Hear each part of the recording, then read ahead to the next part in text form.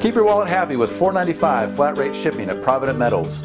Any order, any size. Ships for one low rate, all September long. Shop with the People's Bullion Dealer, ProvidentMetals.com. Your wallet is going to love you.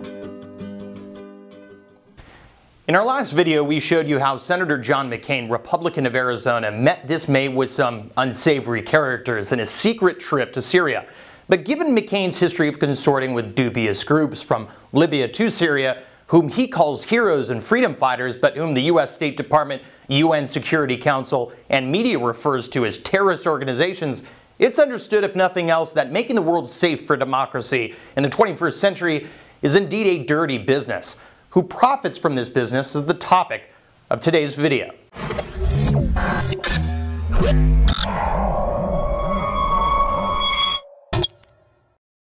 So now we move from Senator John McCain's friends to NGOs, think tanks, and policy circles responsible for providing American leadership with actionable information and advice.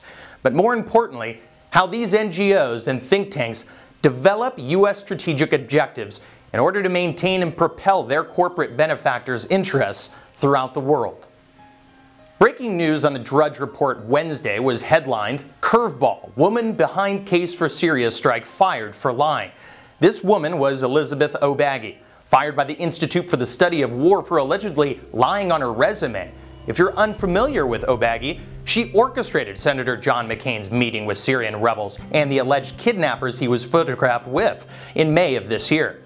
As the Daily Caller's Charles Johnson notes, O'Baggy's advocacy for intervention had brought her to remarkable clout at the young age of 26. Her Wall Street Journal op-ed was recently cited by Secretary of State John Kerry.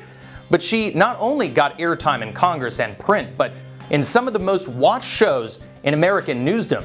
As you detail it, there are more good guy groups that the U.S. can work with, outnumbering the extremist elements by far. Right, absolutely. And I think that the point has been made in the press that either side, whether the regime or the rebels, there's really no side fighting for U.S. interests. And again, I think that what I've tried to show through this research and by traveling around with many of these rebel groups is that there are actually a majority of the opposition that would be in line with U.S. interests. Okay. According to O'Baggy's boss, Kimberly Kagan, president and founder of the Institute for the Study of War, she claimed O'Baggy lied about her PhD from Georgetown University when she did not actually have one. But the ISW in March acknowledged as much, claiming O'Baggy was working on a dissertation, as in she had not yet received a PhD. Kagan also claims O'Baggy's work in Syria is rock solid, reports the Politico. So was it really her resume in limbo which got her canned, or the fact that the ISW, described by Washington Post as favoring aggressive U.S. foreign policy, was dragged through the mud when O'Baggy was connected with one of the most unpopular wars in American history, as well as with one of the many propagandist organizations suffering intense media scrutiny in the run-up to strikes in Syria? For instance, O'Baggy's August 30th op-ed for the Wall Street Journal came under fire, according to Politico, for misrepresenting her affiliations. Originally, the op-ed only listed O'Baggy as a senior analyst at ISW. The Wall Street Journal later added in a clarification her connection to a Syrian advocacy group. It said, in addition to her role at the Institute for the Study of War, Ms. O'Baggy is affiliated with the Syrian Emergency Task Force, a nonprofit operating as a 501c3 pending IRS approval that subcontracts with the U.S. and British governments to provide aid to the Syrian opposition. The Syrian Emergency Task Force's executive director is Muaz Mustafa, an expert at the Washington Institute for Near East Policy, a satellite of the huge Israeli lobby, American-Israeli Public Affairs Committee. Now, the AIPAC regularly lobbies for U.S. intervention in the Middle East on behalf of Israeli interests, and it regularly attempts to ensconce into U.S. law Israel as an ally of the United States. Moreover, the SETF website's URL belongs to the Torah Academy of Boca Raton, Florida, espousing, again, Israel's interests abroad. Mustafa and O'Baggy were again the ones who orchestrated John McCain's secret rendezvous with the Free Syrian Army and the Northern Storm Brigade last May. And as Charles Johnson notes of the Daily Caller, O'Baggy admits she was paid for her contractual work with Mustafa and SETF by the U.S. State Department's Bureau of Conflict and stabilization operations. And this is big business, as the State Department contracting firms like ARK, or Access Resource Knowledge, Chemonics, Creative Associates International, and a number of other big contractors set up the contracts and paid the Syrian Emergency Task Force out of the $500 million allotted for institution building in Syria. In other words, it all comes full circle. John McCain and John Kerry, among many others, are using information gathered from organizations advocating for Syrian rebels and paid for by you. Moreover, the Institute for the Study of War, which Obagi received her salary, is seeded and funded by the elite within the military-industrial complex, namely Northrop Grumman, the CIA's Palantir, DynCorp International, and General Dynamics, companies which have everything to gain from our wars in the Middle East. Yesterday I spoke with popular New York-based independent geopolitical analyst Eric Draitser, founder of the website StopImperialism.org, and regular contributor to RT and Press TV. Well, I think that this is yet another example of the manufactured nature of the war hysteria that has gripped Washington and the political establishment and the ruling elite for the last few weeks at least, and I mean really for the last 2 years. Those who have been pushing war on Syria and the entire war narrative, the ammunition that they use is almost always manufactured and or fabricated out of these types of think tank structures and NGO organizations and so forth, from which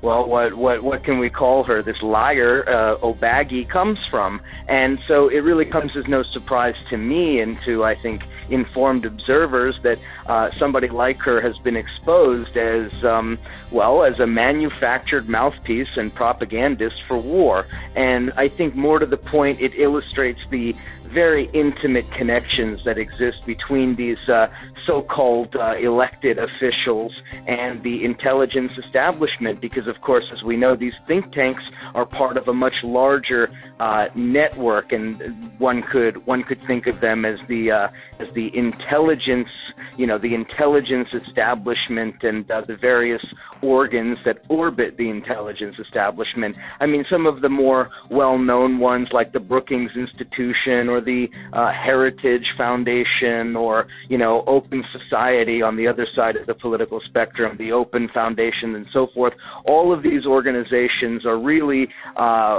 whether they have political disagreements and varying political ideologies, they all emerge out of the same swamp, the same quagmire, and that is, of course, finance capital. They are all repositories for Wall Street profits and Wall Street financiers that own and operate these organizations. So when we're talking about the intimate relationship between finance capital and the military-industrial complex, these are more than just words.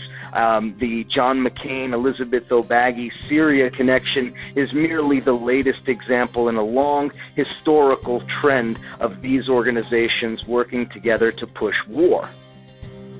Well, there's a few different things I think you're bringing up. Just to put a finer point on what you just mentioned, this question of the nonprofit status, the 501c3 status, that I think illustrates perhaps more specifically the point that I was just making regarding the connection between these various institutions and Wall Street and finance capital, because the tax-free, tax-exempt status that organizations like this enjoy is the reason for their existence. It is the reason why financiers and speculators and the ultra-mega wealthy found these type of institutions, not the least of which reason being that it's a perfect way to hide their money tax-free. So the connections, and I mean, we could probably do hours just on these connections. I mean, they go very, very deep, and they really kind of explain why this vast array of NGOs and other organizations exist. But the constellations that you're referring to, the relationships between them are very complex, because sometimes they are purely political, sometimes sometimes they're economic, and sometimes they're both. For example, I think one of the more well-known ones, and perhaps one of the ones that people really should be keeping at the forefront of their thinking, is the connection between the State Department and the National Endowment for Democracy, because it is through the NED, through the National Endowment for Democracy, that the U.S. intelligence establishment and the U.S. government is able to own and operate many of these organizations. So whether you're talking about, a manufactured opposition movement in Myanmar, whether you're talking about,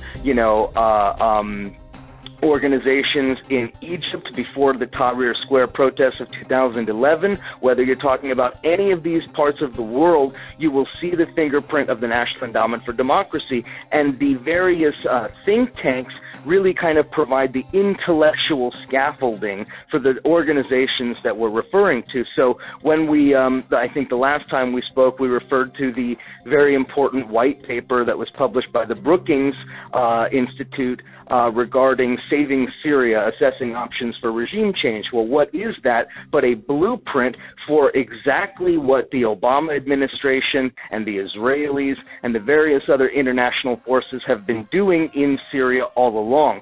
So it is where the quote unquote policy wonks and policy nerds get together and create the strategies that are then implemented by the so-called elected officials. So really what we see then is a symbiotic relationship between the intellectual side, the economic side, and the political side, all of which working together in a mutually beneficial way to push the war agenda. So when we're trying to examine this, we need to get away from thinking about it as some kind of a monolithic entity or something that exists in a vacuum. Rather, they are interdependent and interlocking, and that is really the way that the elite operate.